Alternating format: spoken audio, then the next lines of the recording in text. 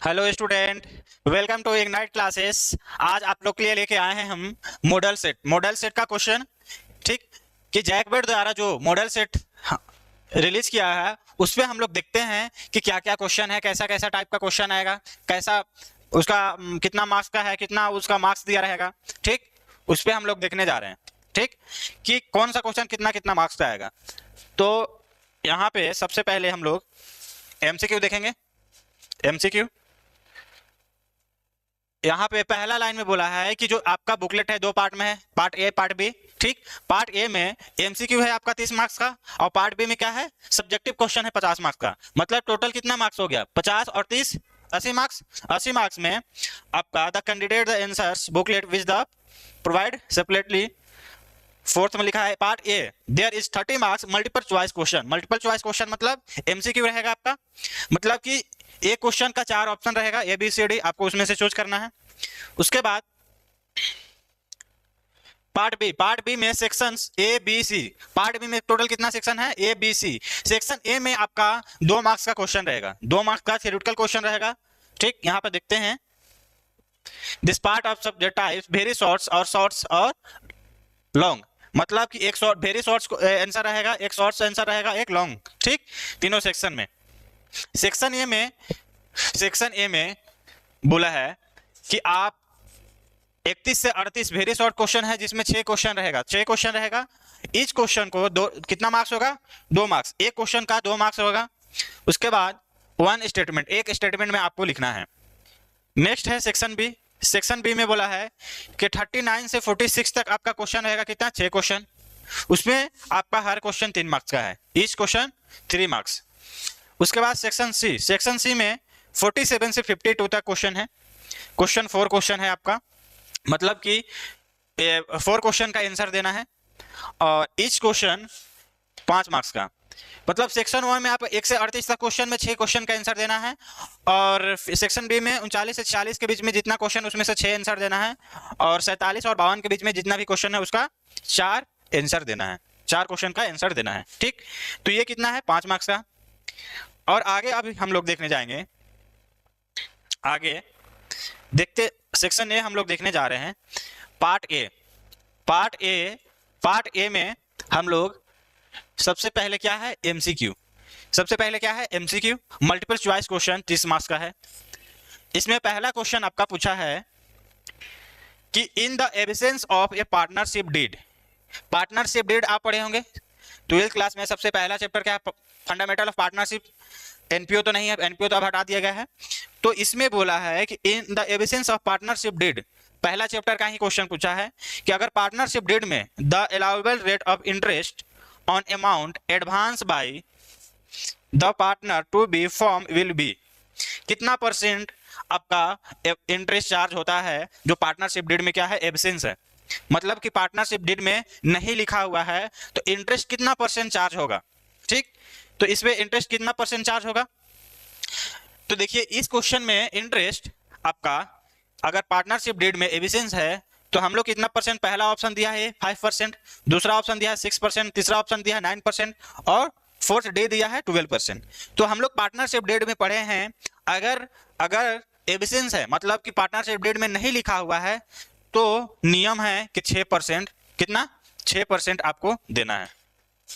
कितना, ऑप्शन कौन सा होगा, option B. Option B, option B होगा कितना, 6%। यही क्वेश्चन में पूछा रहता कि अगर एब्सेंस है पार्टनरशिप डीड में ड्राइंग का, इंटरेस्ट एंड ड्राइंग कब चार्ज करते हैं, नहीं बताया रहेगा डेट, तो हम लोग उसमें कितना मंथ का ड्राइंग चार्ज करते हैं, 6 मंथ का। वैसा क्वेश्चन आपका इसमें दिया हुआ है, आगे देखेंगे। उसके बाद नेक्स्ट क्वेश्चन है question number 2, the relations of A partner with the firm. एक पार्टनर का फर्म से क्या क्या रिलेशन होता है। तो पहला तो ऑनर, और दूसरा एजेंट। आप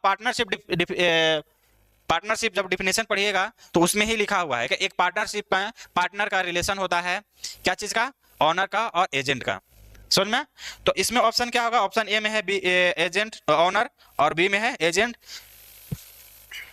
बी में है agent.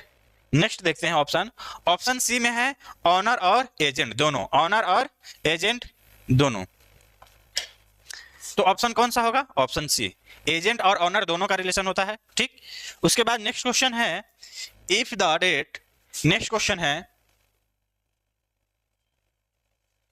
Question number 3। Question number 3 में आपका बोला है if the date of drawing of the partnership is not given. अभी जस्ट क्वेश्चन एक्सप्लेन किया 1 नंबर, उसी में बताएं कि अगर पार्टनर ड्राइंग कर रहा है, मतलब पैसा विड्रॉल कर रहा है पर्सनल यूज के लिए, अगर क्वेश्चन में डेट गिवन नहीं है तो इंटरेस्ट कितना % चार्ज होगा, कितना, sorry, interest charge for the how the much, मतलब टाइम, कितना टाइम के लिए चार्ज होगा। तो हम क्या बोले कि अगर क्वेश्चन में ये चीज गिवन नहीं रहता है तो हम लोग मान के चलते हैं कि 6 मंथ, मतलब कि बिजनेस स्टार्ट हुआ तो स्टार्ट शुरू में ही तो वो पैसा नहीं निकाल लेगा।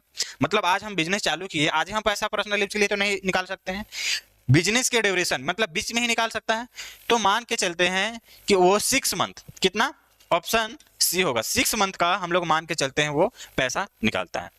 तो डिप्रिसिएशन जो डिप्रिसिएशन बोल रहे हैं, सॉरी, ड्राइंग जो चार्ज होगा वो कितना मंथ के लिए होगा, 6 मंथ के लिए, ठीक। नेक्स्ट क्वेश्चन है 4 में पूछा है सैक्रिफाइसिंग रेशियो। सैक्रिफाइसिंग रेशियो का फॉर्मूला आप लोग पढ़े हैं, सैक्रिफाइसिंग रेशियो का फॉर्मूला पढ़े हैं।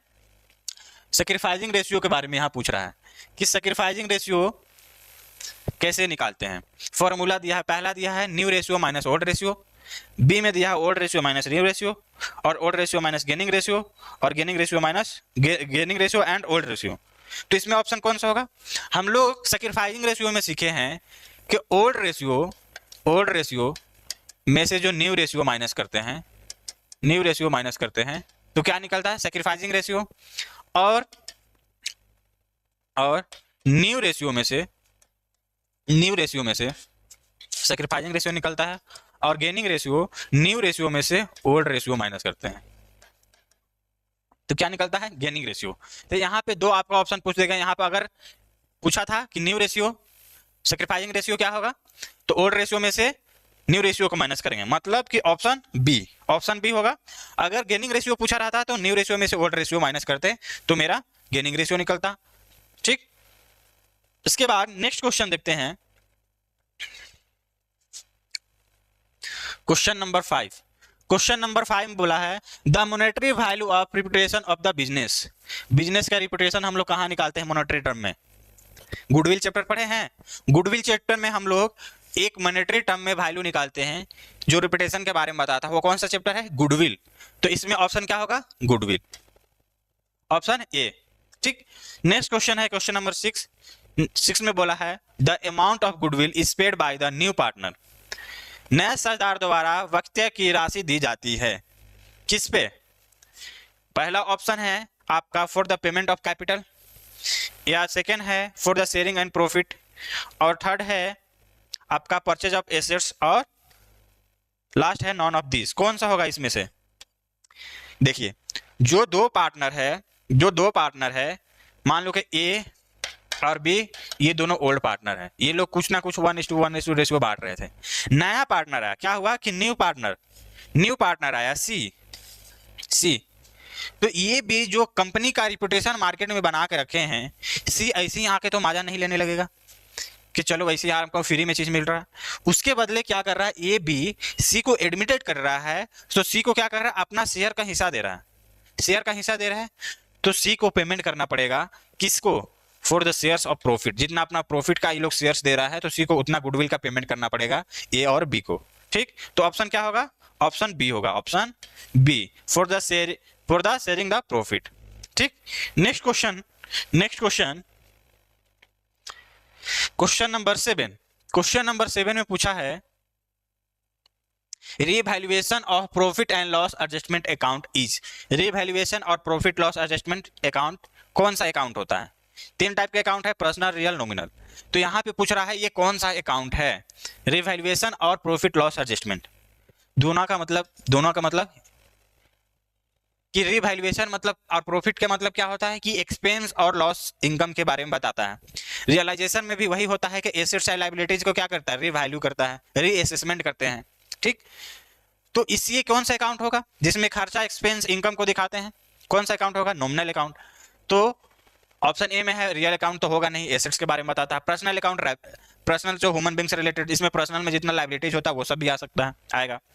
और सी है ऑप्शन मेरा, इसमें कौन सा होगा, सी होगा, क्योंकि प्रॉफिट लॉस और रियलाइजेशन के बारे में कौन सा बताता है, नॉमिनल अकाउंट, क्योंकि इसमें हम लोग बिजनेस का एक्सपेंस लॉस को ही दिखाते हैं ना, रीअसेसमेंट करते हैं एसेट्स का, तो वैल्यू को इंक्रीज डिक्रीज माने इसमें इंक्रीज डिक्रीज दिखाते हैं कि कितना से इंक्रीज हुआ कितना से डिक्रीज हुआ, तो एक तरफ से बिजनेस के लिए क्या हो रहा है, वो एक्सपेंस लॉस हो रहा है, ठीक।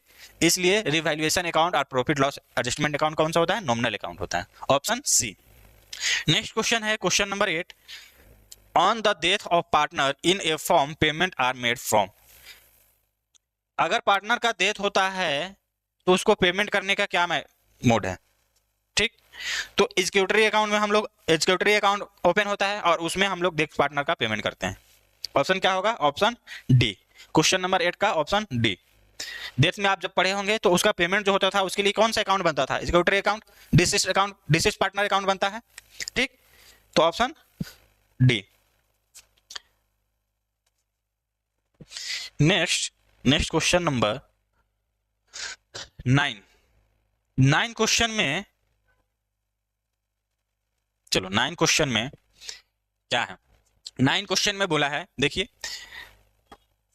एक्स वाई और जेड यहां से गायब कर दिया, मिसिंग है, ठीक। 3 पार्टनर है ना, एक्स वाई और जेड 1/2 1/3 और 1/6 अनुपात में लाभ को विभाजन करते हैं, जेड के मृत्यु के बाद की जाती है, एक्स और वाई का नया रेशियो क्या होगा।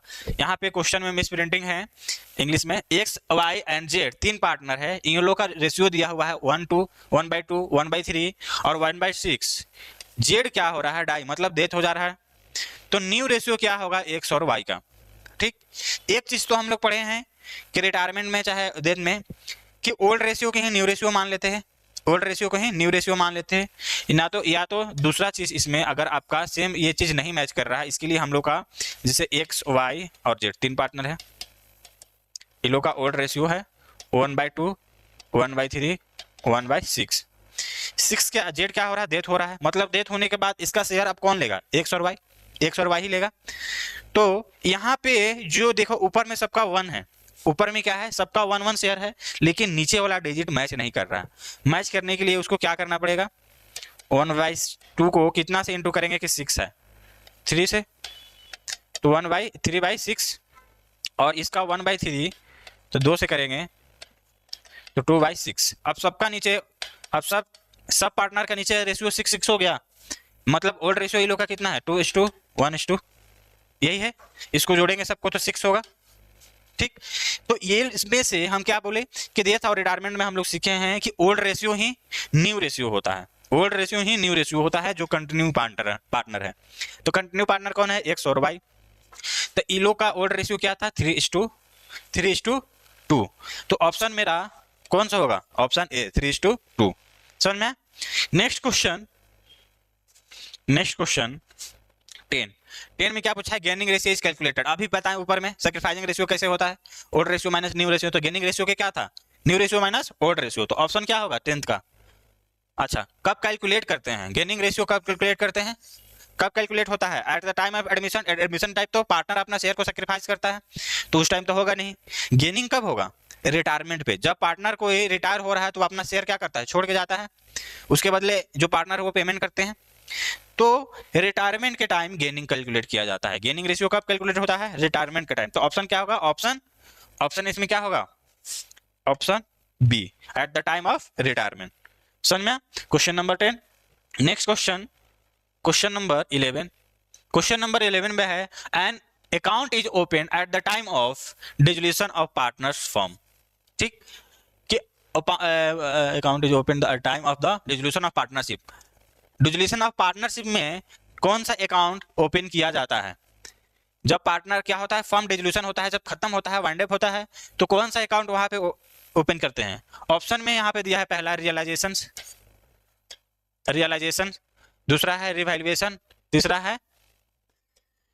है प्रॉफिट लॉस प्रिपरेशन अकाउंट और लास्ट है नॉन ऑफ दिस। कौन सा होगा ऑप्शन, इसमें से मेरा ऑप्शन का रियलाइजेशन में कौन सा, सॉरी डिसोल्यूशन में कौन सा अकाउंट ओपन होता है, रियलाइजेशन अकाउंट। ऑप्शन मेरा क्या होगा, ऑप्शन ए। रिवैल्यूएशन कब ओपन होता है, एडमिशन में, रिटायरमेंट में, और जब रिकंस्टिट्यूशन ऑफ पार्टनरशिप होता है जिसमें प्रॉफिट शेयरिंग रेशियो पार्टनर का चेंज होता है ओल्ड पार्टनर में, ठीक, और डिसोल्यूशन में रियलाइजेशन अकाउंट ओपन होता है, तो ऑप्शन ए होगा।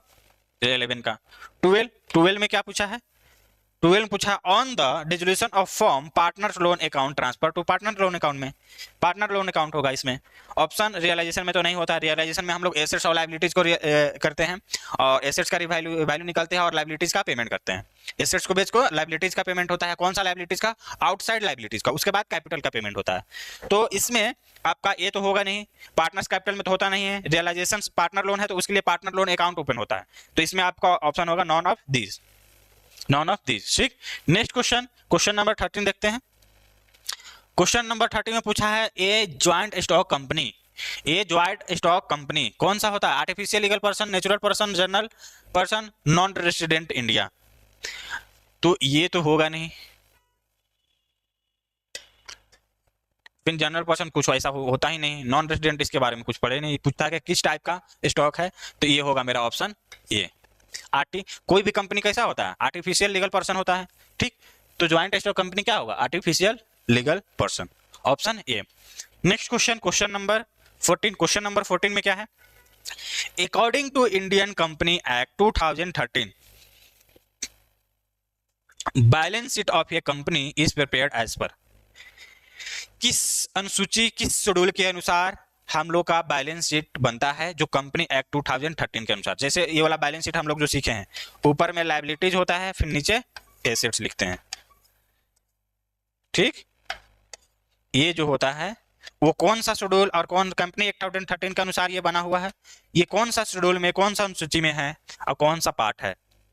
ठीक, तो देखिए ये इंडियन एक्ट 2013 के अनुसार शेड्यूल 3 मतलब अनुसूची 3 और भाग 1 पार्ट 1 है शेड्यूल 3।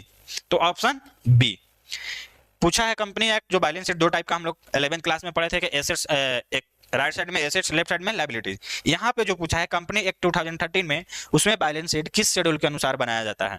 तो शेड्यूल 3 और पार्ट 1 होता है, जिसमें सबसे ऊपर में हम लोग लायबिलिटीज, फिर नीचे एसेट्स लिखते हैं। ठीक, क्वेश्चन नंबर 13 14 भी हो गया। अब देखते हैं क्वेश्चन नंबर 15। क्वेश्चन नंबर 15 में पूछा है interest on calls in arrear can be charge maximum at. तो इसमें हम लोग, ये शेयर्स का क्वेश्चन हो गया। मतलब इससे पहले हम लोग जितना क्वेश्चन पढ़े क्या चीज का था? यहाँ पे भी आपका शेयर्स का क्वेश्चन है, शेयर्स का क्वेश्चन है। क्वेश्चन नंबर 13 से शेयर्स का क्वेश्चन है। इससे पीछे से कितना की पार्टनरशिप का था क्वेश्चन, एमसीक्यू। तो पार्टनरशिप से टोटल एमसीक्यू कितना है हम लोग का? 12, 12 क्वेश्चन, मतलब 12 मार्क्स का है हम लोग का। पार्टनरशिप से ऑलरेडी क्वेश्चन पूछ चुका है। तो नेक्स्ट हम लोग 13 से स्टार्ट किए हैं। क्वेश्चन नंबर 15 देख रहे हैं कि कितना इंटरेस्ट चार्ज होगा अगर कॉल इन एरियर है। तो ये शेयर्स का क्वेश्चन है। तो इसमें हम लोग सीखे हैं इंटरेस्ट चार्ज होता है 10%। आप interest and call in arrear का जब टॉपिक पढ़ोगे उसमें बताया गया है एफ शेड्यूल, मतलब टेबल एफ में शेड्यूल नंबर 3 से शेड्यूल नंबर 1 या 3 कुछ है, उसमें आप देखिएगा एफ टेबल में कि बोला है कि अगर कोई भी शेयर्स होल्डर फेल कर रहा है तो कॉल इन एरियर होगा, उस पर 10% का हम लोग इंटरेस्ट चार्ज करेंगे। कितना परसेंट? 10%। टेबल एफ शेड्यूल 1 में लिखा हुआ है। ठीक, next question number 16। Reserve capital means, एक होता है कैपिटल रिजर्व, एक होता है रिजर्व कैपिटल। कैपिटल रिजर्व का मतलब होता है कोई कैपिटल से प्रॉफिट हो, जो कैपिटल से प्रॉफिट हो, जैसे सिक्योरिटी प्रीमियम है, एक्स्ट्रा पैसा में इशू कर दिए तो मेरा कैपिटल प्रॉफिट है। ठीक, तो या कोई शेयर्स को हम इशू किए थे, फॉरफिटेड कर लिए तो भी मेरा कैपिटल रिजर्व हुआ। ठीक, तो उसको बोलते हैं कैपिटल रिजर्व। लेकिन रिजर्व कैपिटल किसको बोलते हैं? रिजर्व कैपिटल का मतलब कि हम शेयर क्या किए, मार्केट में इशू किए लेकिन उसको कॉल नहीं किए, उसको क्या किए, रिजर्व करके रख दिए, उसको बोलते हैं रिजर्व कैपिटल। पहला ऑप्शन है option A, the part of a reserve capital. नहीं, कैपिटल रिजर्व का पार्ट नहीं है। एक्यूमुलेटेड प्रॉफिट भी नहीं है, ये भी नहीं है। The part of the capital redemption reserve, नहीं, ये भी नहीं है। The part of subscribed on call capital, अभी हम बताएं क्या कि हम जो शेयर क्या किए, मार्केट में इशू किए, सब्सक्राइब भी हुआ है लेकिन हम उसको कॉल नहीं किए, तो उस कैपिटल को ही बोलते हैं रिजर्व कैपिटल। ठीक, तो ऑप्शन क्या होगा? ऑप्शन डी, 16 का डी होगा। ये आपका इंपॉर्टेंट क्वेश्चन भी आप लिख सकते हैं, डिफरेंट बिटवीन पूछ सकता है कि कैपिटल रिजर्व और रिजर्व कैपिटल में क्या डिफरेंट होता है। ठीक, नेक्स्ट क्वेश्चन देखते हैं, क्वेश्चन नंबर 17 देखिए क्वेश्चन नंबर 17 में क्या है? To whom divided is given at a fix rate in a company. पहला है आपका इक्विटी शेयर होल्डर, दूसरा है प्रीफरेंस शेयर होल्डर, तीसरा है बोथ इक्विटी प्रीफरेंस दूसरा, और लास्ट होता है डिवेंचर।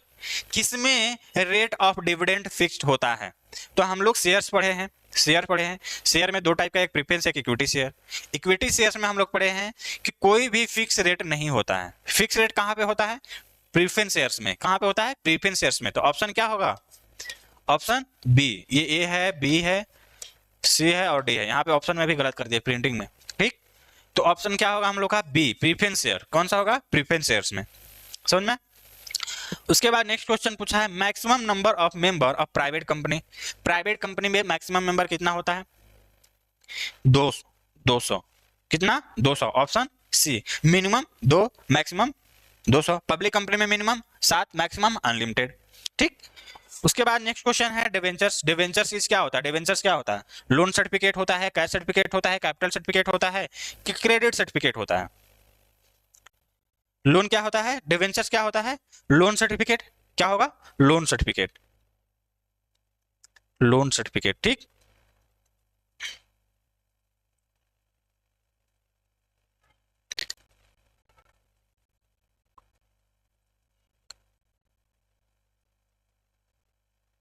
फिर है डिवेंचर्स होल्डर्स आर। क्या होगा? फिर क्वेश्चन है 20 नंबर क्वेश्चन में पूछा है debentures holder are. Debentures holder क्या होता है? कंपनी का ऑनर होता है कि कंपनी का कस्टमर होता है कि प्रोमोटर्स होता है कि क्रेडिटर्स होता है? तो डिवेंचर्स होल्डर क्या होता है? कंपनी के लिए एक क्रेडिटर होता है। क्या होता है? Creditor of a company. Owner किसको बोलते हैं? इक्विटी शेयर्स को, ठीक। कस्टमर मतलब कंपनी का कस्टमर कि जो कंपनी से खरीद रहा है। प्रोमोटर जो कंपनी का प्रमोट कर रहा है। तो डिवेंचर्स होल्डर क्या होता है? कंपनी का क्रेडिटर होता है, क्योंकि कंपनी डिवेंचर्स लिया हुआ, किसी ना किसी से लोन लिया हुआ है, तो उसके लिए वो क्रेडिटर होता है, ठीक।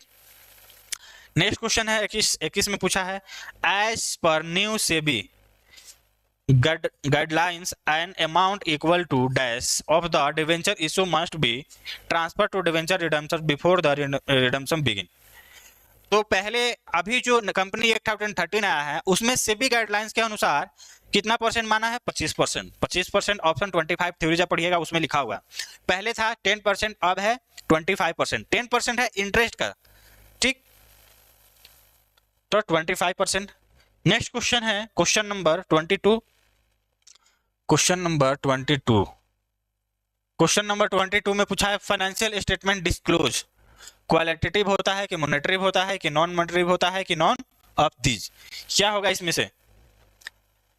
फाइनेंशियल स्टेटमेंट किसको डिस्क्लोज करता है? क्या होगा इसमें? आपका होगा मॉनेटरी में। Option B. मॉनेटरी में हम लोग जो भी मॉनेटरी होता है उसको क्लोज करता है, ठीक। Financial statement. नेक्स्ट 23 में है the most commonly used to tools financial statement analysis are. तो इसमें ऑप्शन ए में है comparative, common size, accounting ratio, all the above. तो तीनों क्या करता है? Most completely use the tool of financial analysis है। तो ऑप्शन इसमें तीनों का तीनों होगा, मतलब ऑप्शन डी, ऑप्शन डी होगा, ठीक। आइडल क्विक रेशियो को हम लोग एसिड रेशियो भी बोलते हैं। क्या? एसिड रेशियो भी बोलते हैं। तो इसका हम लोग रेशियो होता है 1:1, मतलब option A, option A. Question number 25 में है कि विच of the flowing liquid assets कौन सा है इसमें से? लैंड तो नहीं है, लैंड नहीं होगा, बिल्डिंग में नहीं होगा, स्टॉक भी नहीं होगा। दो चीज होता है जो लिक्विड एसेट्स में नहीं आता है, एक प्रीपेड एसेट्स और दूसरा स्टॉक। तो ऑप्शन क्या होगा? Option D. ऑप्शन मेरा डी होगा, ये तो नहीं होगा, ऑप्शन डी। समझ में? याद रखिएगा लिक्विड एसेट्स में, लिक्विड एसेट्स का मतलब करेंट एसेट्स के बारे में पूछ रहा है। करेंट एसेट्स का ही पार्ट होता है लिक्विड एसेट्स, लेकिन करेंट एसेट्स में दो एसेट्स को छोड़ के बाकी सब लिक्विड एसेट्स होता है। कौन कौन सा? स्टॉक और पेड एक्सपेंस को छोड़ के बाकी जो होता है वो सब लिक्विड एसेट्स होता है, ठीक। तो नेक्स्ट क्वेश्चन नंबर 25 देखें। क्वेश्चन नंबर 26 पूछ रहा है कि स्टॉक टर्नओवर रेशियो। तो स्टॉक टर्नओवर रेशियो का मतलब, ये तो लिक्विडिटी में भी हम लोग नहीं पढ़े हैं, लिक्विडिटी में नहीं होगा, प्रोबेबिलिटी में भी नहीं होगा, करेंट रेशियो में भी नहीं होगा। तो ऑप्शन क्या होगा मेरा? C, option C equity ratio. Equity ratio में हम लोग स्टॉक टर्नओवर रेशियो को पढ़ते हैं। ठीक। क्वेश्चन नंबर 27 में पूछा है cash flow statement are related accounting standard 3। Accounting standard 3, तो यही अगर ये पूछ देता कि IA इंटरनेशनल अकाउंटिंग स्टैंडर्ड में किस में लिखा हुआ है तो 7। Cash flow statement related to अगर इंटरनेशनल अकाउंटिंग स्टैंडर्ड पूछता तो 7 और अकाउंटिंग स्टैंडर्ड से पूछा है तो ये 3। कौन सा है? अकाउंटिंग स्टैंडर्ड 3 में। फिर क्वेश्चन नंबर 28, क्वेश्चन नंबर 28 में which of the flowing item consider as cash flow equivalent. जब कैश एंड कैश इक्विवेलेंट निकालते हैं तो इसमें कौन सा आइटम को हम लोग कंसिडर करते हैं? पहला है बैंक ओवरड्राफ्ट, पहला ही ऑप्शन होगा, शुरू में ही दिख गया, बैंक ओवरड्राफ्ट को हम लोग कंसिडर करते हैं। ठीक। कमर्शियल लैप्स ये नहीं होगा, ऑप्शन तो ये होगा ही नहीं, डेटर तो होगा ही नहीं, बिल ऑफ एक्सचेंज भी नहीं होगा, तो ऑप्शन क्या होगा? Bank overdraft, option A. Next question 29 question में है आपका विच of the following is an example cash flow from operating activity. इसमें से कौन सा ऑपरेटिंग एक्टिविटी का एग्जाम्पल है? तो देखते हैं पहला एग्जाम्पल क्या लिखा हुआ है। पहला एग्जाम्पल है issue of share. Issue of share तो हो गया आपका फाइनेंशियल। परचेज ऑफ मशीनरी ये तो हो गया इन्वेस्टिंग, और परचेज ऑफ इन्वेस्टमेंट ये भी होगा इन्वेस्टिंग। लास्ट बच रहा है purchase of inventory for cash. Stock को परचेज कर रहे हैं, मतलब स्टॉक मेरे पास इंक्रीज हो रहा है, तो इसको कहाँ दिखाते हैं? ऑपरेटिंग एक्टिविटी में। कब दिखाते हैं? जब कैश फ्लो बनाते हैं तो net operating profit before working capital change के बाद हम लोग क्या दिखाते हैं? करेंट एसेट्स और करेंट लायबिलिटीज के बारे में कि इंक्रीज हो रहा है कि डिक्रीज हो रहा है। तो यहाँ पे एसेट्स इंक्रीज हो रहा है, सॉरी एक मिनट, यहाँ पे क्या हो रहा है? इन्वेंट्री परचेज करने से ये इंक्रीज हो रहा है, तो हम लोग कहाँ पे पढ़ते हैं इसको? ऑपरेटिंग एक्टिविटी में। तो ऑप्शन मेरा D, option D. Question number 30 last MCQ, total कितना था? 30 एमसीक्यू था। 30 एमसीक्यू में अब लास्ट क्वेश्चन है cash sales is. Cash sales कहाँ पे दिखाते हैं? इन्वेस्टिंग में कि फाइनेंसिंग में कि ऑपरेटिंग में? और लास्ट ऑप्शन तो देख लेते हैं, लास्ट ऑप्शन है none of this, none of this. तो क्वेश्चन नंबर 30 कैश सेल्स को कहाँ पे दिखाएंगे? तो हम लोग कैश सेल्स का मतलब ना यहाँ पे कोई एसेट्स को बेच रहे हैं, ना कोई शेयर्स खरीद रहे हैं, ना कोई शेयर्स को बेच रहे हैं, ना कोई एसेट्स बेच रहे हैं। क्या बेच रहे हैं? Cash sales. सेल्स में क्या होता है? गुड्स को बेच रहे हैं, कोई गुड्स बिका रहा है। तो अगर सेल्स अगर हम लोग देखते हैं तो उसको कहाँ? ऑपरेटिंग एक्टिविटी में दिखाते हैं। तो ऑप्शन मेरा क्या होगा? Option A. हम लोग यहाँ पे जैक बेट द्वारा जो सेट निकला है उसमें 30 एमसीक्यू कर चुके हैं। Section part A, part B में 3 सेक्शन है, तीन सेक्शन। पहला सेक्शन है ए फिन बी फिन सी। तो ये भी देखिए कि सेक्शन पार्ट बी में जो सेक्शन ए है उसमें 2 मार्क्स का क्वेश्चन रहेगा आपका, 31 से 38 तक शायद, उसमें से आपको 6 क्वेश्चन करना है। 8 क्वेश्चन में 6 क्वेश्चन देख लेते हैं यहाँ पे। 31, 32, 33, 34, 35, 36, 37, 38, हाँ 38 क्वेश्चन है। मतलब 8 क्वेश्चन में आपका कितना क्वेश्चन करना है? 6 क्वेश्चन। तो यहाँ पे जैसे पहला क्वेश्चन है कि what is the profit and loss appropriation account, कि प्रॉफिट लॉस एप्रोप्रिएशन अकाउंट क्या होता है। दूसरा है give the formula. Question number देखो यहाँ इसका हम आंसर अभी कराएंगे, अभी आंसर आप देख लीजिए 32 का, और इसमें फॉर्मूला वाला जो है उसको पहले कंप्लीट कर देते हैं। हाँ क्वेश्चन नंबर 32 और 37 देखिए। 32 में क्या है? Give the formula of super profit. Goodwill का चैप्टर पढ़े हैं, गुडविल में सुपर प्रॉफिट मेथड से फॉर्मूला पूछा है। तो सुपर प्रॉफिट का फॉर्मूला होता है average profit minus normal profit. बस इतना लिखने से आपको 2 मार्क्स मिल जाएगा। सिर्फ एक फॉर्मूला लिखने से 2 मार्क्स मिल जाएगा। पूछा है कि सुपर प्रॉफिट का फॉर्मूला क्या है, कितना ईजी है, सिर्फ एक लिखिए और आपका 2 मार्क्स मिलेगा। उसके बाद क्वेश्चन नंबर, अगर इसमें आप पूरा लिखना चाहते हैं कि गुडविल का पूरा इसमें लिखना चाहते हैं तो पूरा आप लिख सकते हैं। तो नॉर्मल प्रॉफिट का अगर लिखना चाहते हैं पूरा, तो नॉर्मल प्रॉफिट कैसे निकलता है? नॉर्मल प्रॉफिट इक्वल टू क्या होता है? Capital employed into 100 divide by normal rate of return, यही पढ़े हैं। तो ये होता है नॉर्मल प्रॉफिट। फिर गुडविल का क्या होगा? इसमें goodwill super super profit into क्या होगा, नंबर ऑफ ईयर परचेज। ये पूरा फॉर्मूला होता है, ठीक, ये पूरा फॉर्मूला होता है। लेकिन यहाँ पे सुपर प्रॉफिट का पूछा है तो हम सिर्फ सुपर प्रॉफिट का फॉर्मूला लिखेंगे, फालतू क्यों अपना टाइम एग्जाम में पास करेंगे। तो average profit minus normal profit, क्योंकि 2 मार्क्स का क्वेश्चन है और ये चीज बोला है कि आप एक लाइन में लिख के दिखाइए, एक सेंटेंस में, ठीक। उसके बाद एक और फॉर्मूला वाला क्वेश्चन था, क्वेश्चन नंबर 37। देखो क्वेश्चन नंबर 37 में क्या है कि give the formula of current ratio का फॉर्मूला पूछ रहा है। कितना इजी क्वेश्चन है, 2 मार्क्स मिल जाएगा आपका। करेंट रेशियो का फॉर्मूला होता है current assets divide by current liabilities, ठीक। तो यहाँ पे क्वेश्चन नंबर 32 और 37 हम लोग फॉर्मूला किए। बाकी जो क्वेश्चन है वो सब्जेक्टिव में थ्योरी है, थ्योरी 1 लाइन 2 लाइन जितना आप लिखना चाहते हैं उसको डिवाइन करके लिखिए, जितना अच्छा लिखिएगा उतना मार्क्स आपका मिलेगा, ठीक। तो इसका हम यहाँ पे जगह नहीं है इसलिए हम अलग से आपके लिए लेके आए हैं उसका आंसर। 1 मिनट देखिए, पहला क्वेश्चन था सब्जेक्टिव का पार्ट बी का ए में सेक्शन में कि पहला था what is the profit law appropriation account. अगर 2 मार्क्स का पूछा था तो आप एक लाइन में लिख सकते हैं कि प्रॉफिट लॉ एप्रोप्रिएशन अकाउंट ए पार्टनर का जो एक्सपेंस और इनकम हो उसको हम लोग शो करने के लिए बनाते हैं। ये आप एक लाइन में लिख सकते हैं।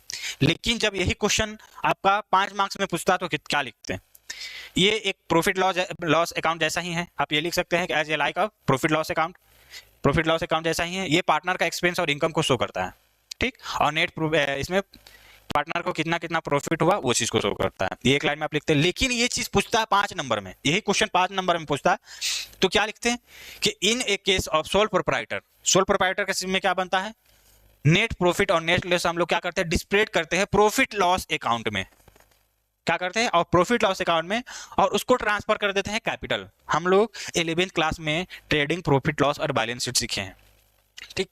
तो उसमें क्या होता था कि सोल प्रोप्राइटर में अगर नेट प्रॉफिट नेट लॉस आता था उसको हम लोग क्या करते थे कि ट्रांसफर कर देते थे कैपिटल में, ट्रांसफर करते थे पार्टनर जो भी ऑनर था उसका कैपिटल में उस पीएल ट्रांसफर करते थे। लेकिन इन द केस ऑफ पार्टनरशिप का केस में क्या होता है, it is the usually practice to transfer the profit as per the profit loss account to newly opened account, namely profit law appreciation account। PL account तो बनता ही है, लेकिन जब पार्टनरशिप में पार्टनर को प्रॉफिट को डिवाइड करते हैं तो उसके लिए हम लोग का profit law appropriation account open करना पड़ता है।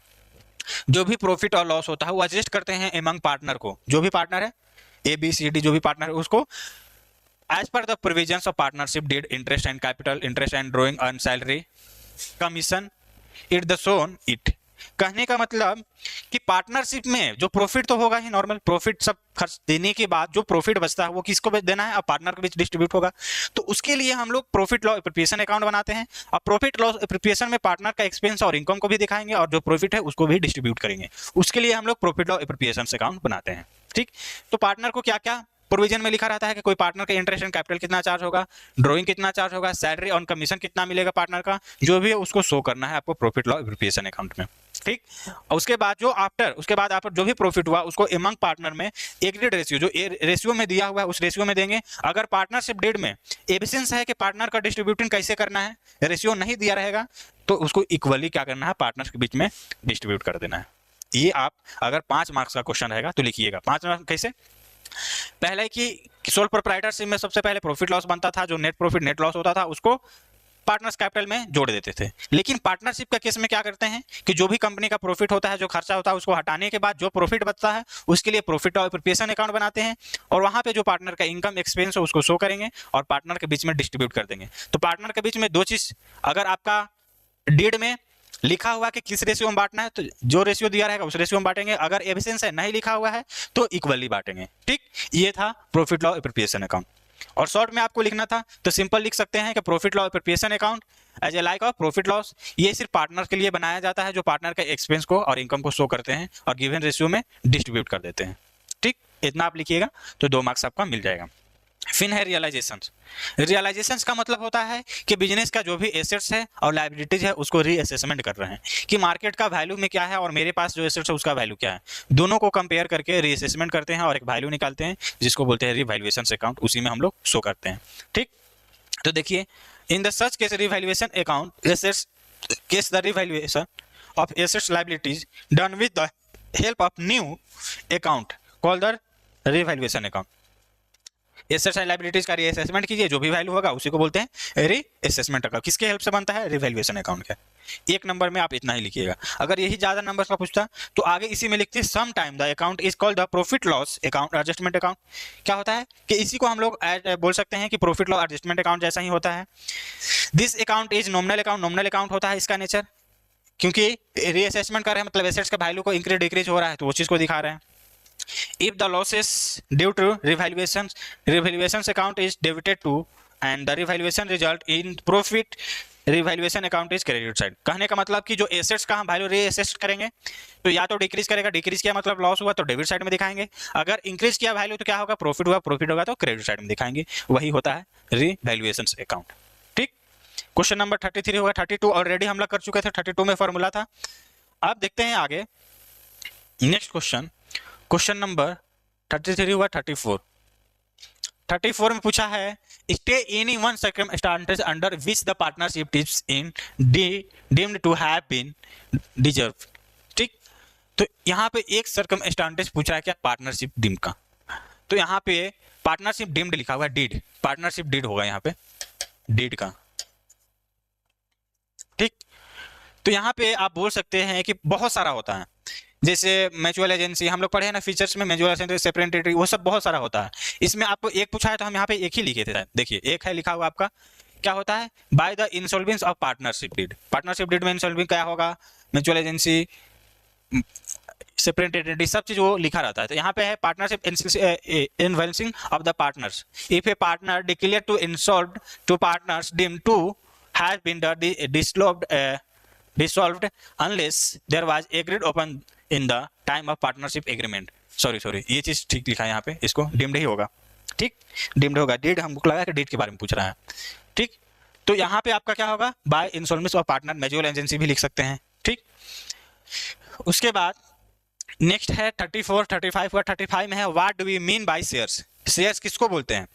कि कंपनी अपना पार्ट को छोटा छोटा पार्ट में काट के क्या कर रहा है? डिवाइड करके क्या कर रहा है कि पब्लिक लोग के बीच में इशू कर रहा है, अपना शेयर्स को कंपनी का मालिक बनने का मौका दे रहा है, तो उसी को बोलते हैं शेयर्स। कि मेरे पास इस कंपनी को यूनाइटेड क्लासेस जो कंपनी है, चाहे क्लासेस है, ये फॉर्म है, तो इसमें अगर हम किसी पार्टनर को ऐड करना चाह रहे हैं, कैपिटल की जरूरत है तो थर्ड पार्टनर को ऐड करना चाह रहे हैं, तो अपना शेयर क्या कर रहे हैं? डिवाइड करके कुछ ना कुछ नेक्स्ट पर्सन को दे रहे हैं, तो उसी को क्या बोलेंगे कि अपना शेयर उसको दिए, तो वही होता है शेयर्स। शेयर्स मीन्स वही होता है। देखो शेयर्स मीन्स टोटल कैपिटल, जो मेरे पास कंपनी का टोटल कैपिटल है उसको divide into of small diminishing चाहे एडवांस पार्ट में क्या कर रहे हैं? डिवाइड करके दूसरे को दे रहे हैं पर्सन को, तो उसी को बोलते हैं shares. Is such unit is called the shares. समझ में? ये आप एक वर्ड में लिखिएगा, 2 नंबर मार्क्स मिलेगा कि shares total company, total assets of company divide into small diminishing of each unit is called shares.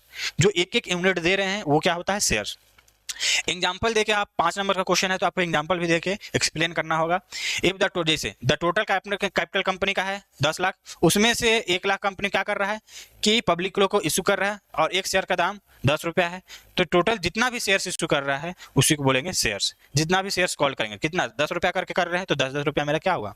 Shares हुआ। 1 यूनिट का दाम 10 रुपया, 1 यूनिट का दाम 10 रुपया। ठीक, नेक्स्ट क्वेश्चन है 35 के बाद 36 में है what is the mean by redemption of debenture. Redemption of debenture किसको बोलते हैं? जो हम लोग डिवेंचर्स क्या करते हैं? लेते हैं, चाहे बैंक से ले चाहे कोई फाइनेंशियल इंस्टीट्यूशन से ले, तो क्या होता है कि कुछ ना कुछ हम लोग गिरवी देके वहां से हम लोग लोन लेते हैं, तो उसको रिडम्पशन करने का कुछ टाइम होता है, टाइम पीरियड होता है, उस टाइम के बाद क्या करते हैं? उसको रीपेमेंट करते हैं। तो वही रिडम्पशन पूछ रहा है कि कब रिडम्पशन ऑफ डिवेंचर्स क्या होता है कि जो भी अमाउंट ऑफ डिवेंचर होता है उसका कुछ टाइम पीरियड होता है, एक्सपायरी होने के बाद हम लोग क्या करते हैं उसको वापस करते हैं, वही रिडम्पशन होता है। तो देखिए redemption of debentures means repayment of the amount of debentures. अभी बोले कि जो पैसा हम लोग लोन लिए हैं, डिवेंचर्स लिए हैं, उसको रिपेमेंट कर रहे हैं, उसी को बोलते हैं redemption of debentures. Debentures holder in the others redemptions refer to discharge of liabilities account debentures by paying to the due amount of debentures. एक हो रहा, एक बोला कि आप जो भी डिवेंचर्स अमाउंट है वो डिवेंचर होल्डर को वापस कीजिएगा, तो डिवेंचर, या तो दूसरा है लिख सकते हैं सेंटेंस के रिडेम्पशन डिवेंचर्स रेफर टू जो लायबिलिटीज अकाउंट ओपन करके रखे हैं, डिवेंचर्स अकाउंट बना कर रखे हैं, उसका पेमेंट कर दीजिएगा, रिपेमेंट कर दीजिएगा, उसी को बोलते हैं डिवेंचर्स, रिडेम्पशन ऑफ डिवेंचर्स। ठीक, तो 36 उसके बाद 37 में क्या था कि फॉर्मूला पूछा था, फॉर्मूला वो चीज हम लोग कर चुके हैं। नेक्स्ट क्वेश्चन लास्ट है cash and cash equivalent. Cash and cash equivalent किसको बोलते हैं? लास्ट 37 हो गया।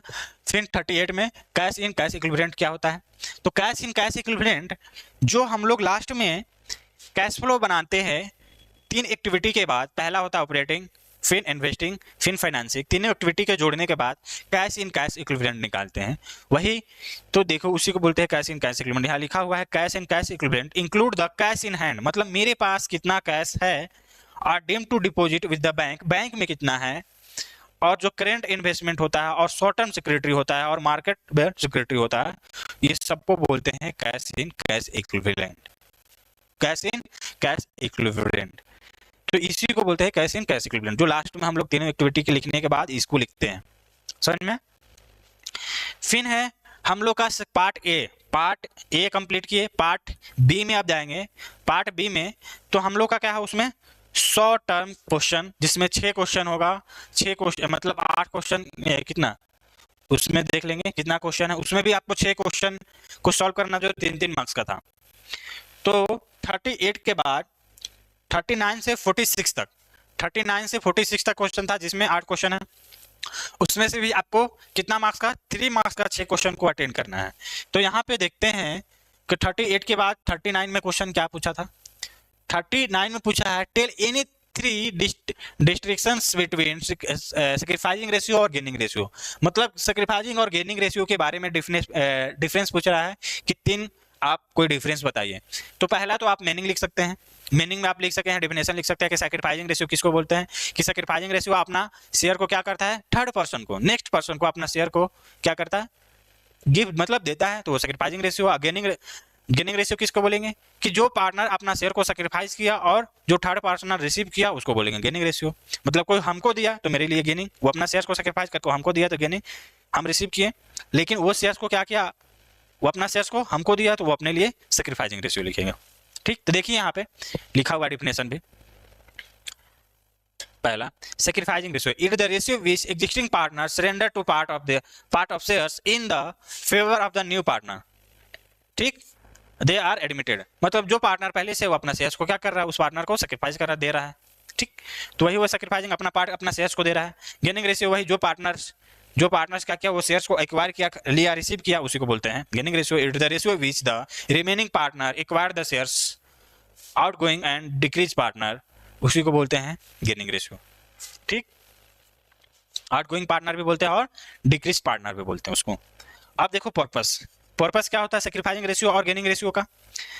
सैक्रिफाइसिंग रेशियो का पर्पस होता है और गेनिंग रेशियो क्या, कि जो पार्टनर अपना शेयर्स को सैक्रिफाइस कर रहा है अदर पार्टनर के लिए, उसमें क्या होगा कि जो अदर पार्टनर एक पार्टनर सैक्रिफाइस किया तो दूसरा गेन किया, तो जो पार्टनर गेन किया उसके बिहाफ में गुडविल का पेमेंट करना पड़ेगा सैक्रिफाइसिंग पार्टनर को, और जो पार्टनर गेनिंग पार्टनर हुआ वो गुडविल का हिस्सा क्या करेगा, रिसीव करेगा। देखो sacrificing ratio used to determine the amount of goodwill और कंपनसेशन जो भी कंपनी के पास होता है, रिजर्व होता है, वो न्यू पार्टनर को पे करना पड़ता है एग्जिस्टिंग पार्टनर को। जो ओल्ड पार्टनर, एग्जिस्टिंग पार्टनर को ही ओल्ड पार्टनर अपना शेयर को सैक्रिफाइस कर रहा है, तो उसके बदले जो न्यू पार्टनर है वो गुडविल कंपनसेशन का पेमेंट करेगा सैक्रिफाइसिंग रेशियो में। और गेनिंग रेशियो में वो जो पार्टनर है जो सैक्रिफाइसिंग पार्टनर को पेमेंट किया वो रिसीव करेगा। Use the determine the amount goodwill compensation that remaining partner did to pay outgoing partner। Outgoing partner gaining ratio कब निकालते हैं? रिटायरमेंट में। मतलब कि जब पार्टनर यहाँ पे आउटगोइंग मतलब वो जाएगा तो रिमेनिंग पार्टनर जो ओल्ड पार्टनर है उसको पेमेंट करना पड़ेगा रिटायरमेंट पार्टनर को। गेनिंग पार्टनर सैक्रिफाइसिंग में पढ़ते हैं और सैक्रिफाइसिंग रेशियो पढ़ते हैं एडमिशन में कि जो पार्टनर एडमिशन हो रहा है उसको गुडविल का और कंपनसेशन का पेमेंट करना पड़ेगा, जितना शेयर भी सब्सक्राइब वो लोग देगा होल पार्टनर। और गेनिंग रेशियो जैसे रिटायर होगा कोई पार्टनर तो जो कंटिन्यू पार्टनर है उन लोगों को पेमेंट करना पड़ेगा। किसको? रिटायरमेंट पार्टनर के जो आउटगोइंग पार्टनर है। ठीक, फिर कैलकुलेशन है। थर्ड पॉइंट हम लोग का 3 लिखना था, थर्ड में है कैलकुलेशन। कैलकुलेशन में हम लोग लिख सकते हैं कि सैक्रिफाइसिंग रेशियो का कैलकुलेशन कैसे करते हैं, तो फॉर्मूला पता ही है, old ratio minus new ratio, अभी एमसीक्यू में भी किए। और गेनिंग रेशियो का old ratio minus new ratio sacrificing का, और गेनिंग रेशियो का new ratio minus old ratio. 3 आप पॉइंट लिख दीजिए, पहला मीनिंग डिफिनेशन, दूसरा पर्पस और तीसरा फॉर्मूला कैलकुलेशन कैसे निकालते हैं। ठीक, उसके बाद यहाँ पे हम लोग 39 क्वेश्चन किए, 40 क्वेश्चन, देखो 50 एक क्वेश्चन है सेक्शन ये।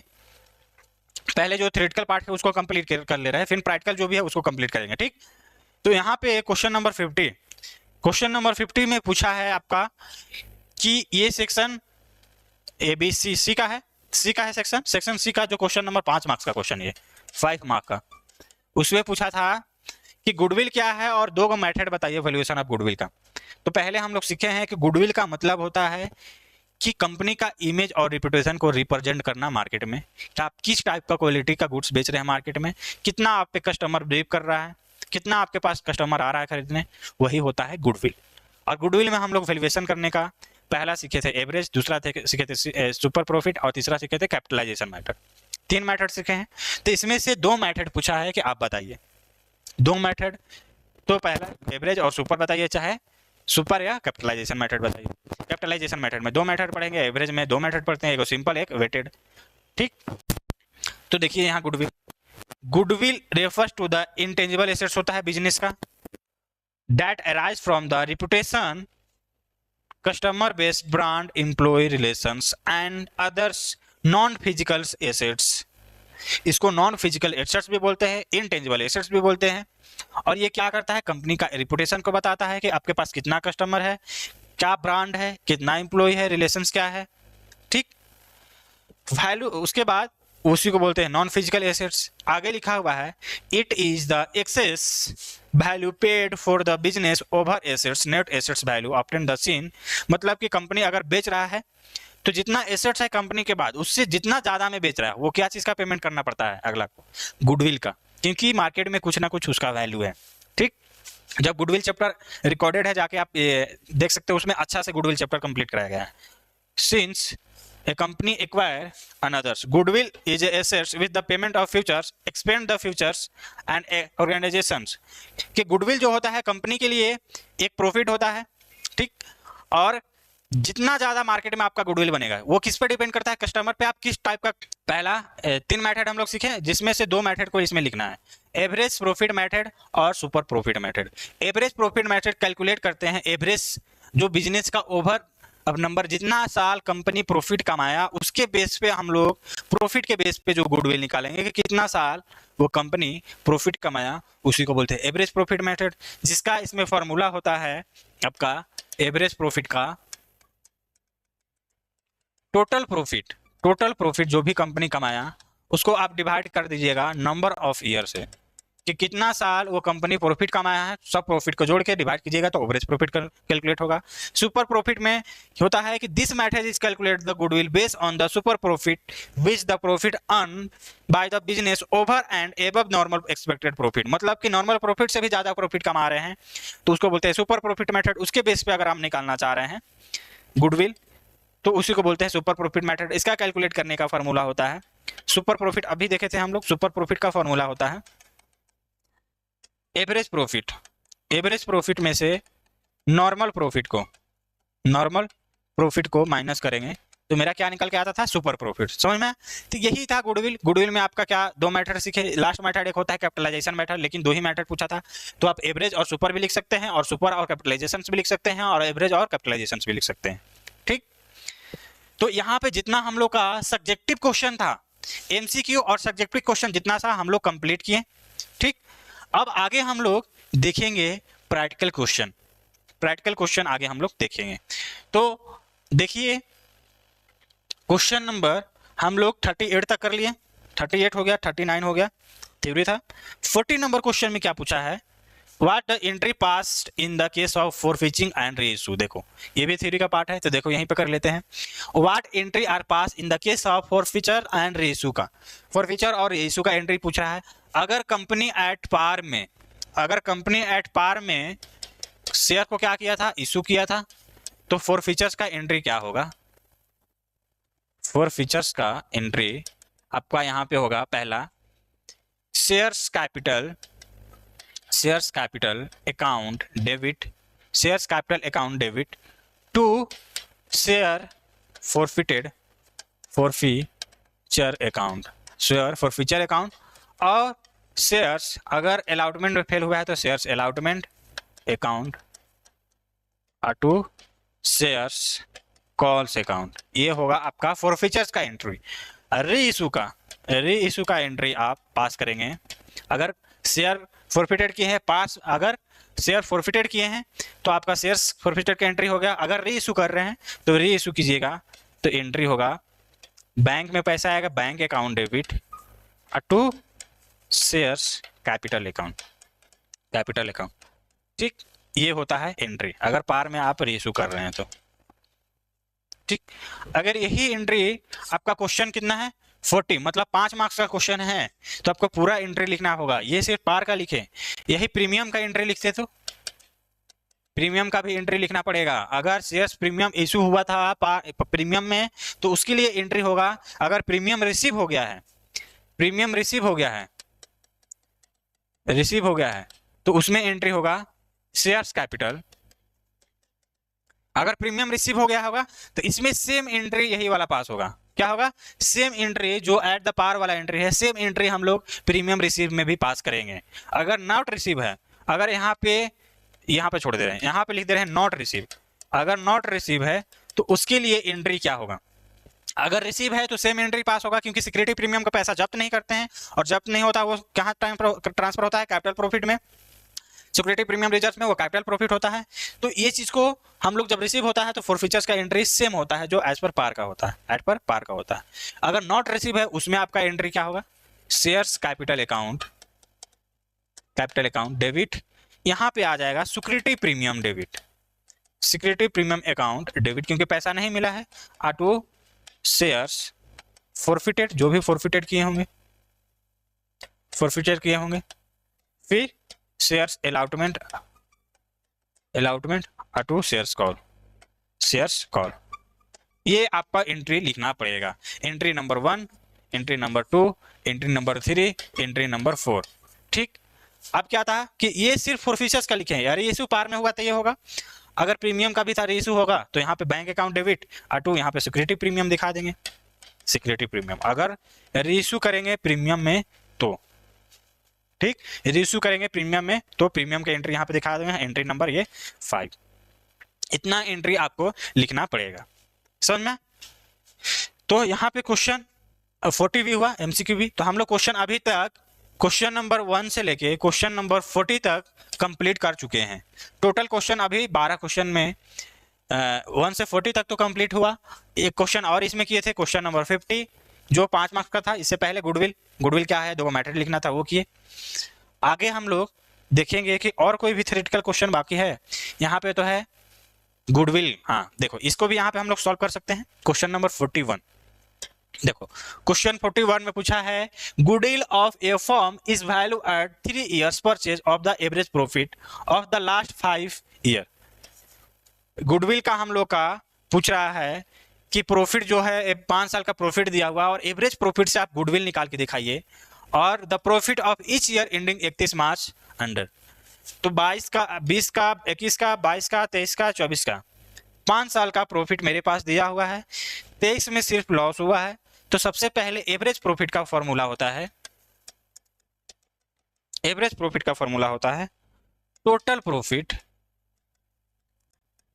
Divide by number of year, number of year. तो टोटल प्रॉफिट सबसे पहले निकाल लेते हैं।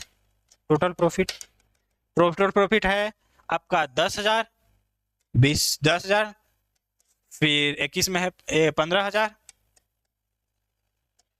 फिर 22 में है 4,000, फिर 23 में है 5,000 का लॉस, मतलब ब्रैकेट का मतलब ये माइनस में है, ठीक, माइनस में 5,000 का लॉस, और 26 में आपका फिर यहीं पे जोड़ दे रहे हैं 6,000 का प्रॉफिट। तो जोड़ेंगे तो 10, 5, 15, 25, 25 और 4, 29, 29, 6, 35, 35 में 5,000 का लॉस हुआ तो टोटल प्रॉफिट मेरा 30,000 रुपया निकल गया। कितना है? 30,000। तो टोटल प्रॉफिट हमको पता है कि 30,000 है और नंबर ऑफ ईयर 5 साल का है। तो डिवाइड करेंगे तो क्या आएगा? 6 5 30, 6, तो 6,000 का मेरा एवरेज प्रॉफिट निकल के आया। कितना? 6,000 एवरेज प्रॉफिट निकल के आया। तो गुडविल क्या होगा? गुडविल का वैल्यू क्या होगा? तो गुडविल का फॉर्मूला होता है एवरेज प्रॉफिट मेथड से, एवरेज प्रॉफिट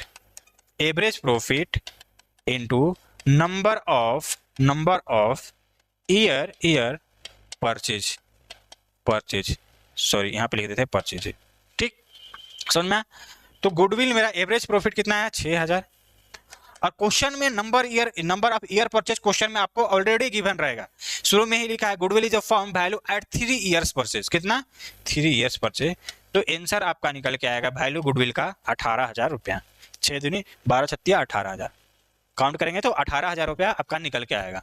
तो क्वेश्चन नंबर 41 कितना इजी क्वेश्चन है गुडविल का, वो भी एवरेज प्रॉफिट मेथड से पूछा था, 5 मार्क का क्वेश्चन है, बस इतना ही में, तो बहुत इजी क्वेश्चन है।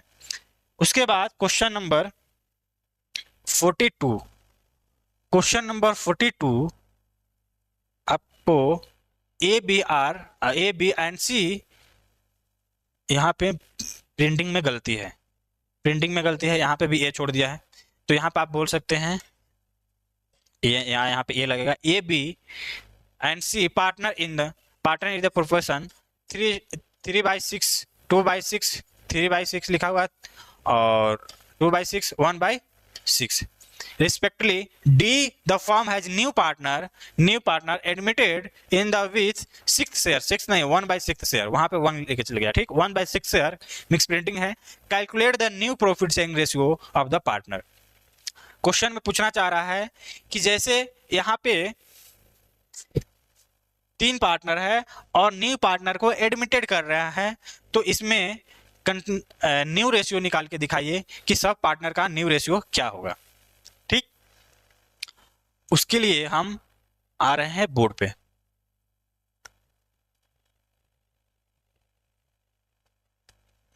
आ रहे हैं, इसको क्लोज करते हैं।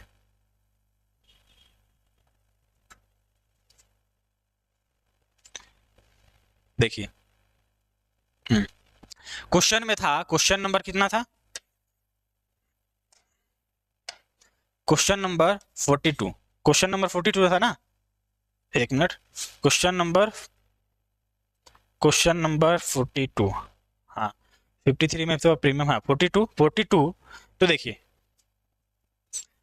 क्वेश्चन नंबर 42 में बोल दिया है कि आपके पास ए बी सी ये क्या है, तीनों के तीनों ओल्ड पार्टनर हैं, क्या है? Old partner. और न्यू पार्टनर डी क्या हुआ? ये न्यू पार्टनर एडमिटेड हो रहा है, ठीक। तो ए का रेशियो कितना था?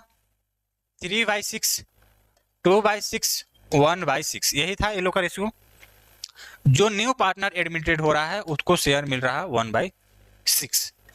तो न्यू रेशियो क्या होगा? चारों पार्टनर का क्वेश्चन में पूछा था। तो इसमें हम लोग को बनाने से पहले सबसे पहले यहाँ पे सॉल्व करने जा रहे हैं, करेंगे लेट बी प्रॉफिट ₹1।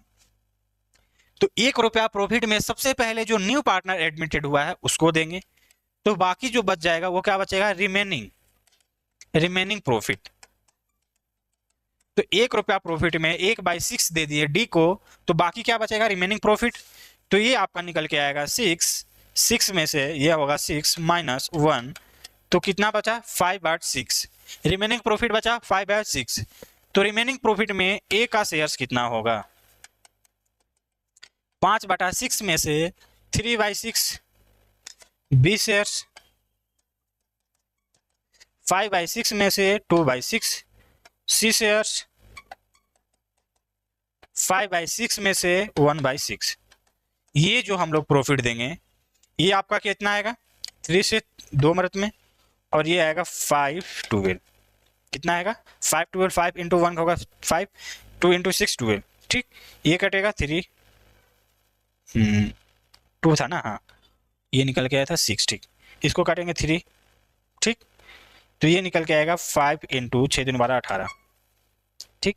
ये कटेगा नहीं कटेगा, तो 5 इंटू 36, ये निकल के आया इसका 5/12 18 और 36। तो नीचे सेम नहीं आया है, नीचे सेम नहीं आया, तो इसके लिए हम क्या करेंगे, इंटू करेंगे। इसमें कितना से इंटू करेंगे तो आ जाएगा 36 इसमें है, तो 36 करने के लिए 12 इसमें इंटू करेंगे 3 से, 12 24 36, 3 से तो 15, 12 36, ठीक। इसमें इंटू करेंगे 2 से, तो 10 डिवाइड बाई 36, इसका 3/6 है, 36 है। तो देखो न्यू रेशियो क्या हुआ, न्यू रेशियो मेरा निकल के आया यहाँ पे ABCD। ए का है 15/36, 10/36, 3/36, और ए का है 16 है, मतलब नीचे 6 से इंटू करेंगे तो 6/6 आएगा। तो न्यू रेशियो आया 5:10 रेशियो 3 इंटू 6। तो न्यू रेशियो कितना आया 15:10:3:6, समझ में, ये मेरा न्यू रेशियो निकल के आया। तो क्वेश्चन बहुत इजी पूछा है आपको मॉडल सेट में। तो ये था कैलकुलेशन, आप इसका स्क्रीनशॉट ले लीजिए। नेक्स्ट क्वेश्चन देखते हैं। नेक्स्ट क्वेश्चन है आपका 42 हुआ 43 में पूछा है x limited issue shares 4,000 8% debenture of 100 each at premium 10% payable 20 रुपया on application balance amount premium on allotment. मतलब कि 20 रुपया एप्लीकेशन में है और जो प्रीमियम का पेमेंट है वो भी अलॉटमेंट में मांग रहा है। Expense on issue of debentures कितना है 500 रुपया, मतलब कि डिवेंचर इशू करने में 500 का एक्सपेंस हुआ। तो आपको पास करना है journal entry in the book of company x limited company. तो देखो हम यहीं पे इसको एंट्री पास कर दे रहे हैं आपको साइड में। यहाँ पे पहला एंट्री जर्नल एंट्री का फॉर्मेट जान रहे हो, वो तो एक्सप्लेन करने की जरूरत नहीं है, सिर्फ एंट्री हम पास कर रहे हैं। पहला एंट्री होगा इशू ऑफ डिवेंचर्स का, तो first entry bank account debit to 10% debentures application account short में लिखे हैं डिवेंचर्स एप्लीकेशन। कितना रुपया होगा, कितना, तो आपको 100 इच करके 4,000 शेयर्स, तो 4,000 इंटू 100 करेंगे तो बैंक में 4 लाख रुपया हमको पैसा मिलेगा, ठीक। उसके बाद सेकेंड एंट्री होगा शेयर्स डिवेंचर्स को डिवेंचर्स अकाउंट में ट्रांसफर करेंगे। शेयर्स डिवेंचर्स एप्लीकेशन को, तो debentures application account debit to debenture 10% debentures, कितना 4 लाख, ये 4 लाख है अमाउंट, लिख लीजिएगा, ठीक। सेकेंड थर्ड एंट्री का होगा प्रीमियम में आप 10% का प्रीमियम, मतलब 100 का 10% निकालेंगे तो 10 रुपया। बैलेंस अमाउंट कितना बच रहा है 100 में 20 रुपया, हम सॉरी यहाँ पे एंट्री गलत हो गया, रुक जाओ। ये पूरा 100 रुपया यहाँ पे नहीं रिसीव कर रहा है, प्रीमियम का भी एंट्री है ना।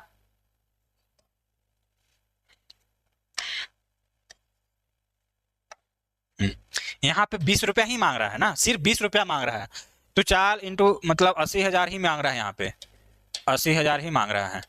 बाकी जो बैलेंस बचा हुआ है 100 में, वो बाकी एंट्री तो ठीक है, एंट्री में कोई गलती नहीं है। आपका जो बैलेंस है 100 में 20 रुपया आप एप्लीकेशन डिवेंचर्स में दे दिए, तो बाकी अलॉटमेंट में मांग रहा है, तो 100 में बाकी कितना बच गया 80 रुपया और 10 रुपया प्रीमियम, मतलब 90 रुपया। तो एंट्री पहला पास होगा 10% डिवेंचर्स अलॉटमेंट अकाउंट डेबिट। यहाँ पे आपको रुक जाओ,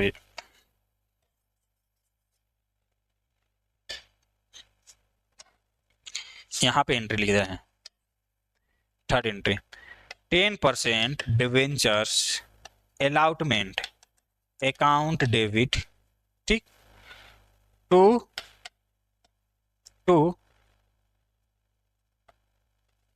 फिर सिक्योरिटी प्रीमियम भी मिल रहा है ना, हाँ यहाँ पे सिक्योरिटी प्रीमियम,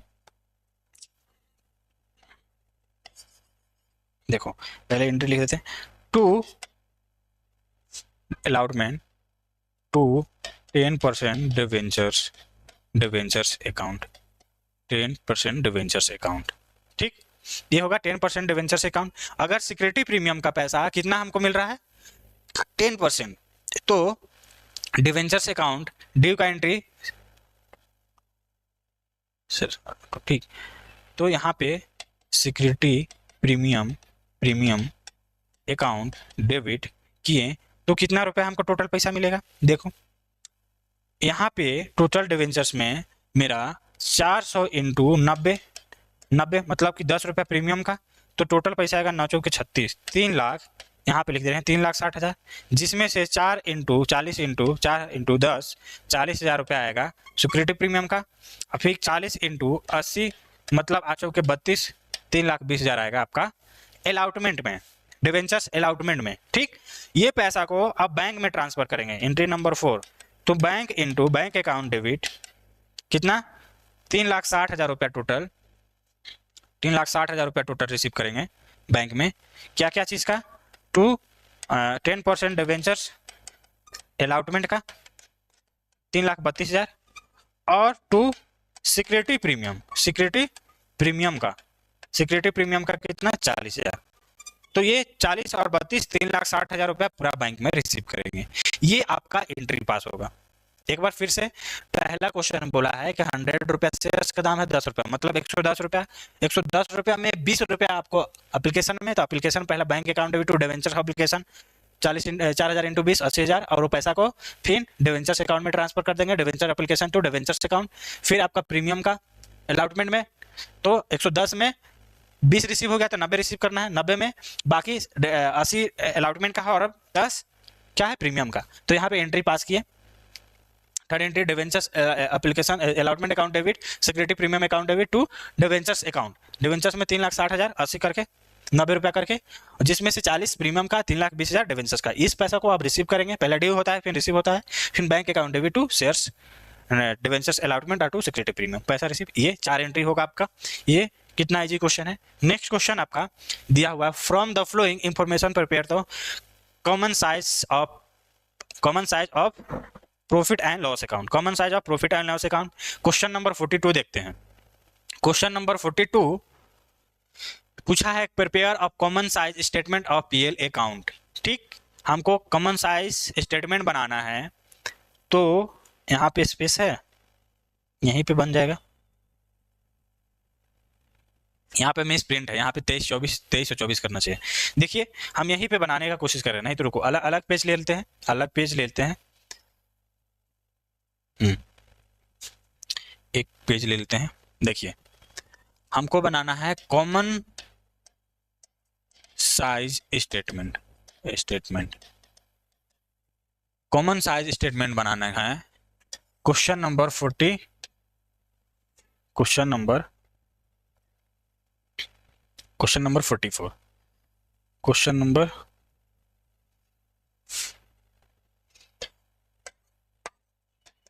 44 ये होगा आपका पार्टिकुलर।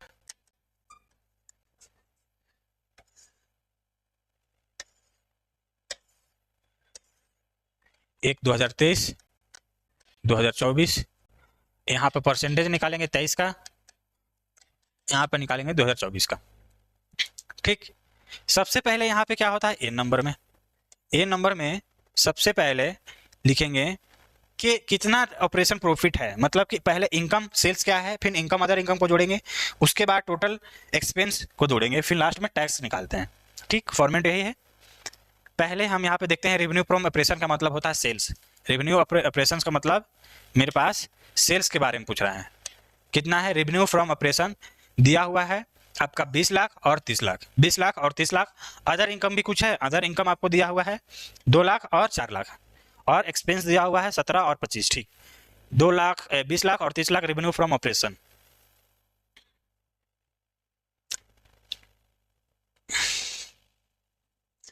रेवेन्यू फ्रॉम ऑपरेशंस में मेरा 23 का 30 लाख रुपया दिया हुआ है। ठीक, और सॉरी इसका 20 लाख और इसका 30 लाख।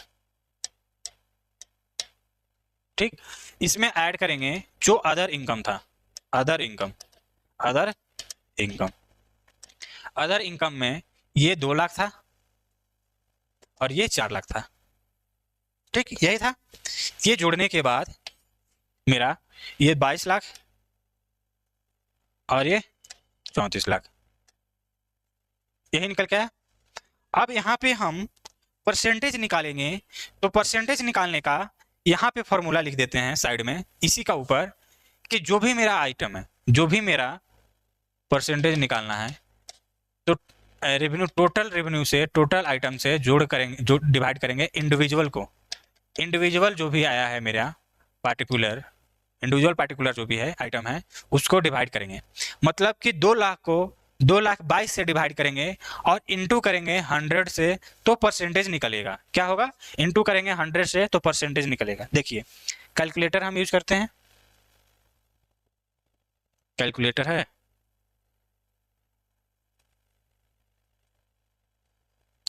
चलिए देखिए कैलकुलेटर हम यूज करते हैं, गैजेट कैलकुलेटर। देखिए क्या था कि पर्टिकुलर मतलब कि 20 लाख 4056 इंटू 100 डिवाइड बाय 22, 1 2 3 4 5, ये निकल के आएगा। आप डिवाइड कीजिएगा तो 90.90 कितना है? 90.90, इसका निकल के आया 2023 का 9.90। ठीक, वैसी सेम फिर क्या निकालेंगे? अदर इनकम का, अदर इनकम का भी सेम डिवाइड होगा, अदर इनकम का भी सेम डिवाइड होगा। देखिए अदर इनकम कितना है? टोटल मेरे पास इंडिविजुअल टोटल है 2 लाख रुपया, इंटू करेंगे 100 से, इंटू करेंगे 100 से और डिवाइड करेंगे टोटल आइटम, टोटल आइटम कितना निकाले थे? 22 लाख रुपया, इंटू करेंगे 100 और डिवाइड बाई 22 लाख, 1 2 1 2 3 4 5, ये कितना आया? 9.09, 9.09 समझ में? ये निकला 23 का। अब निकालेंगे 24 का, 24 का अब निकालने जाएंगे तो इंडिविजुअल है, रेवेन्यू फ्रॉम ऑपरेशन कितना है? 30 लाख और टोटल है 34।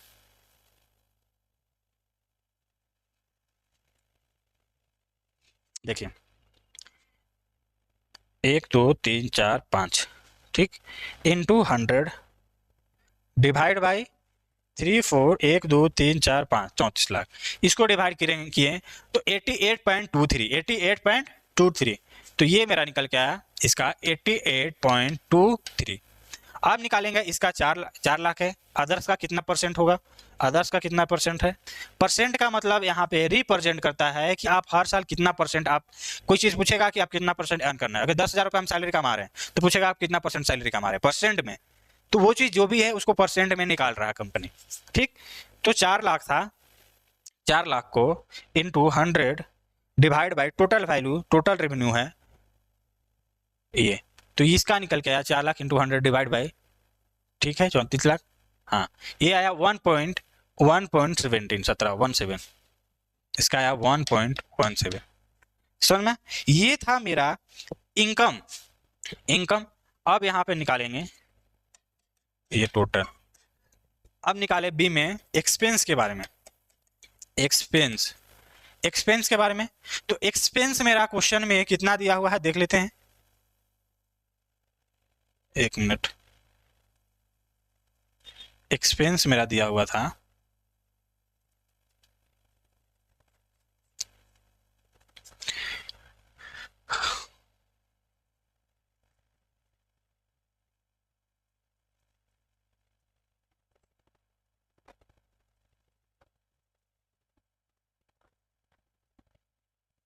क्वेश्चन नंबर कितना? 42 ना, क्वेश्चन नंबर 42। हाँ, ये आपके पास रेवेन्यू ऑपरेशन लिख लिया, अदर इनकम था 2 लाख 4 लाख, और मेरे पास एक्सपेंस है 17 लाख और 25 लाख, 17 लाख और 25 लाख। 23 में 35% का आपको टैक्स का इनकम टैक्स चार्ज करना है और उसमें 40%। तो यहाँ पे हम लोग अभी देखेंगे कि एक्सपेंस इसका है 17 लाख और इसका 25 लाख। तो जो अभी भी एक्सपेंस का भी परसेंटेज निकलेगा तो इसी पे निकलेगा कि टोटल रेवेन्यू क्या था, इस पे हम लोग निकालेंगे। तो यहाँ पे यहीं पे निकाल दे रहे हैं हम इसका 17 लाख का 100 डिवाइड बाई 22 का, तो ये 5 जीरो कटेगा, यहाँ पे भी 5 जीरो कटेगा, तो 1700 divide by 22, 1700 divide by 22, 1700 divide by 22 करेंगे तो आपका आएगा 77.27, 77.27, 77.27, ठीक। अब इसका निकालेंगे, उसका निकालेंगे तो 25 लाख, 2.5 लाख लिखे, एक जीरो यहाँ पे आएगा, 25 लाख इंटू 100 डिवाइड बाई 34, ये यहाँ पे 3 जीरो 5 जीरो करेंगे तो 2500 into 37, 2500 into 37, 2500 into divide by 37, 34 sorry 34, 37.7 73.52, 73.52, 73.52, ठीक। ये परसेंटेज निकल के आया। तो टोटल प्रॉफिट क्या आएगा, ए माइनस बी, मतलब इसका टोटल क्या आया, ये 17 और ये 25 लाख, ठीक। तो आगे यहाँ पे देखते हैं, इसमें आपका क्या आएगा, ए प्रॉफिट क्या आएगा, टोटल प्रॉफिट ए माइनस बी करेंगे तो ए माइनस बी, ए मेरा है, ए आया है आपका 22 और ये है आपका बी में 17, तो ए माइनस बी करेंगे तो 17 में से ये माइनस करेंगे तो आपके पास 5 लाख रुपया का प्रॉफिट हुआ, 5 लाख, और ये 34,000 में से 25,000 खर्चा है तो ये 9 लाख का प्रॉफिट हुआ, 9 लाख का प्रॉफिट। तो इसमें से क्या माइनस होगा, टैक्स कितना है, ए पे चार्ज करेंगे, ए पे 35% और बी पे 40%, तो 5 लाख का 35% निकालेंगे तो ये 2 जीरो यहाँ से कटेगा और माइनस होगा, मान के चलो 5 लाख का 35% हम निकालेंगे तो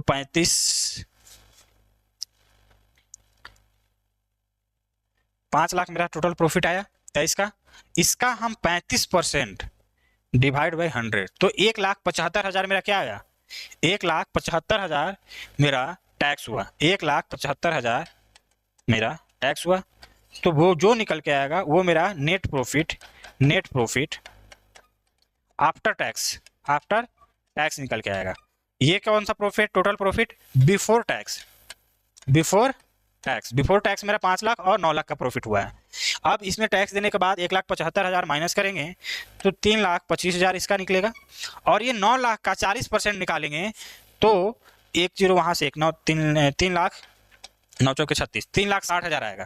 कैलकुलेशन करेंगे 40% तो 9 चौके 36, 3,60,000, तो माइनस करने के बाद ये आएगा आपका 0,0004, ये कैरी किया तो 5,40,000। तो ये था कॉमन साइज बैलेंस शीट का क्वेश्चन। यहाँ पे 44 नंबर क्वेश्चन में आपसे पूछा था कि common size balance sheet statement दिखाइए, तो स्टेटमेंट में आपका 23-24 है, उसका परसेंटेज निकालिए और नेट प्रॉफिट यहाँ माइनस करके जो नेट प्रॉफिट बिफोर टैक्स, ये सोल्यूशन आया, समझ में आया। तो अभी तक क्वेश्चन हम लोग क्वेश्चन नंबर 1 से लेके 44 तक कर चुके हैं और एक क्वेश्चन नंबर 50 कर चुके हैं, मतलब 1 से लेके 45 क्वेश्चन, 1 से लेके 45। अभी मेरे पास 5 क्वेश्चन बचा हुआ है अभी भी, सॉरी 101 से लेके टोटल 52 क्वेश्चन था, जिसमें से 45 क्वेश्चन हो चुका है, अभी भी 7 क्वेश्चन बाकी है, 7 क्वेश्चन बाकी है।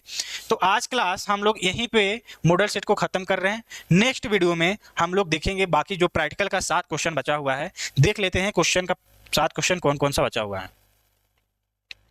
ये तो हो गया 43, 42 1 हो गया, 45 क्वेश्चन है, 45 क्वेश्चन है, ये भी करा दी क्या, इजी है 45 का आपका इजी है। ये कहाँ से इंटरेस्ट एंड ड्राइंग का क्वेश्चन आ गया, interest and calculate the interest and drawing partner, कहाँ से क्वेश्चन, अच्छा क्वेश्चन नंबर 46 का आपका यहाँ पे इंटरेस्ट एंड ड्राइंग करना था, वो मिस प्रिंटिंग है क्वेश्चन, इंटरेस्ट एंड ड्राइंग यहाँ पे लिख दिया है ये गलती से, इंटरेस्ट एंड ड्राइंग यहाँ पे चार्ज करना, मतलब जो भी क्वेश्चन है एकदम इजी क्वेश्चन आपको दिया है, ये आपको निकालना है टर्नओवर रेशियो का फॉर्मूला पुट करके, ये भी इजी है, ये ड्राइंग चार्ज करना ये भी इजी है। तो 2 क्वेश्चन यहाँ पे बच गया आपका 45 46, फिर 47 में आपको लॉन्ग क्वेश्चन पूछा है, लॉन्ग क्वेश्चन में आपको निकालना है flowing the following balance sheet दिया है, क्या चीज़ का? रिटायरमेंट का क्वेश्चन है, रिवैल्यूएशन और पार्टनर कैपिटल अकाउंट बनाना है। 47 48 में है आपका शेयर्स का, फुल क्वेश्चन दिया है शेयर्स का, रीइश्यू तक दिया है, रीइश्यू तक बनाना है। फिर 49 में redemption of debentures, 51 dissolution of partnership. मतलब कि अब 52 कैश फ्लो मतलब 50 हम लोग क्वेश्चन कर चुके, 52 कैश फ्लो है, तो 50 नंबर क्वेश्चन ऑलरेडी कर चुके हैं हम लोग। क्या है? What is goodwill, explain the two method of valuation of goodwill कर चुके हैं। तो मेरे पास अभी 7 क्वेश्चन बचा हुआ है। 44 के बाद 54, 55, 56, 57, 58, 40, 59, 50 हो गया है, 60, 51, 52। 7 क्वेश्चन बच गया है, वो हम लोग नेक्स्ट क्लास में देखेंगे।